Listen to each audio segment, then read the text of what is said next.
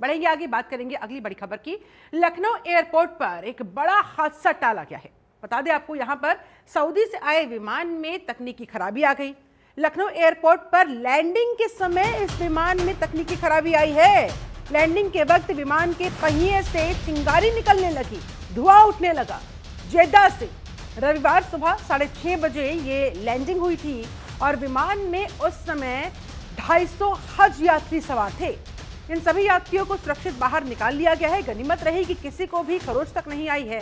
लेकिन ऐसे में देखिए, अहमदाबाद विमान हादसे के बाद हर कोई डरा हुआ है, सहमा हुआ है। और ऐसे में लखनऊ एयरपोर्ट पर सऊदी से जब ये विमान लैंड किया तो पहिए से चिंगारी उठती देखकर एक बार तो सबके पसीने छूट गए होंगे कि आखिर न जाने क्या होगा। लेकिन सूझबूझ के साथ इस मामले को डील किया गया, हैंडल किया गया और किस्मत अच्छी रही, गनीमत रही कि किसी भी यात्री को चोट नहीं पहुंची और सभी को सुरक्षित बाहर निकाल लिया गया। तकनीकी खराबी की वजह से कहा जा रहा है कि पहिए से चिंगारी निकली, धुआं उठने लगा।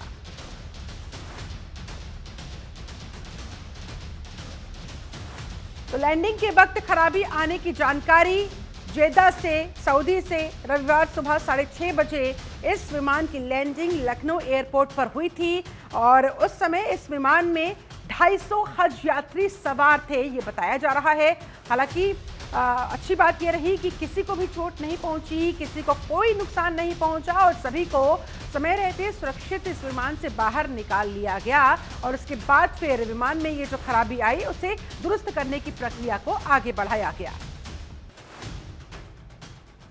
नंदन श्रीवास्तव हमारे साथ संवाददाता ज्यादा जानकारी के साथ लाइव कनेक्टेड है।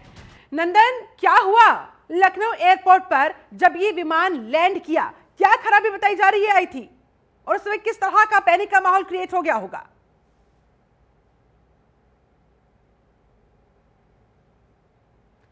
6:30 बजे ये फ्लाइट जब निकलना शुरू हो गया, जिसको देखकर वहां जो स्टाफ थे वो आसपास में सब सुनिश्चित शुरू कर वहाँ पे कैप्टन से बात किया गया, वहाँ को सर्विलांस टीम थी वो अपने आपस में बात की, लेकिन सभी सुरक्षित प्लेन को लैंडिंग करा दिया गया वहां पे। और जब लैंडिंग हुई तो पुश बैक करके उसको ट्रॉली पे लेके तब यात्रियों को सुरक्षित नीचे उतारा गया। जब यात्रियों को सुरक्षित नीचे उतारा गया, जब उनको बताया गया तो पैनिक सभी यात्री हो गए, लेकिन उनको शांत कराया गया कि सभी सुरक्षित है। तकरीबन 250 हज यात्री उसमें सवार थे और हज यात्री हज करके सऊदी अरब से लौट रहे थे। अगर फ्लाइट संख्या की बात हो तो SB 3112 ये फ्लाइट संख्या थी जब ये एयरपोर्ट पर लैंड की 6:30 बजे और उसमें तकरीबन 250, जैसे मैंने बताया आपसे, 250 हज यात्री थे जो हज करके सऊदी अरब से लौट रहे थे।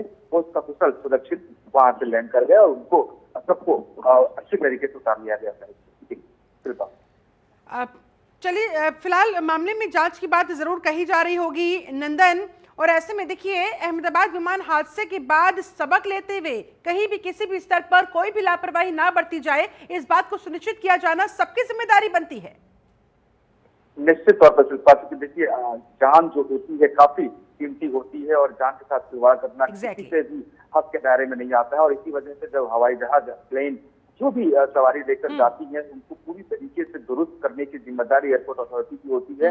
जो एयरपोर्ट अथॉरिटी होती है उसको चेक करके ही अगर परमिशन दे तो ज्यादा बेहतर होता है। और यही वजह है कि अब सभी फ्लाइटों को अच्छी तरीके से, पहले भी चेक करके उनको भेजा जाता था, लेकिन अब एक बार फिर से उनकी जो परमिशन होती है, परमिशन लेने के लिए सभी तरीके से डॉक्यूमेंटेशन और जो उनकी परफेक्टनेस है वो जरूरी हो जा रही है। और अब जो भी दुर्घटनाएं हो रही है उसको जांच बैठाई जा रही है। हालांकि ये छोटी मोटी दुर्घटना की इमरजेंसी बताई जा रही है, लेकिन देखिए ना नंदन, जब भारी भरकम पैसा लिया जाता है, इतनी महंगी टिकट कोई व्यक्ति खरीदता है तो कम से कम उसकी जान की गारंटी तो होनी चाहिए। उसकी सिक्योरिटी को लेकर कहीं भी कोई लापरवाही की गुंजाइश नहीं बरती जानी चाहिए। बहुत शुक्रिया आपका नंदन, इस पूरी अपडेट के लिए, इस पूरी बातचीत के लिए धन्यवाद आपका।